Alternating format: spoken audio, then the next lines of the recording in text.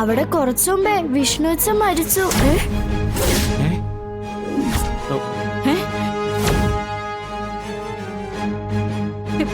എന്താ ഈ പറയുന്നേ? ഇങ്ങനെയാണോ പറഞ്ഞു പഠിക്കുന്നേ? നേരെ ശാരദമ്മേ, സത്യ പറഞ്ഞത്. അവിടെ എല്ലാരും കരച്ചിലായിരുന്നു. പക്ഷെ അപ്പോഴേക്കും വിഷ്ണുവച്ചന് ജീവൻ വെച്ചു. മോളെ പപ്പി, നീ എന്തൊക്കെയാ പറയുന്നേ? തമാശക്കാണെങ്കിൽ ഇങ്ങനെയൊക്കെ പറയാവോ? അല്ല, സത്യം എന്താ പറഞ്ഞേ? അത് പിന്നെ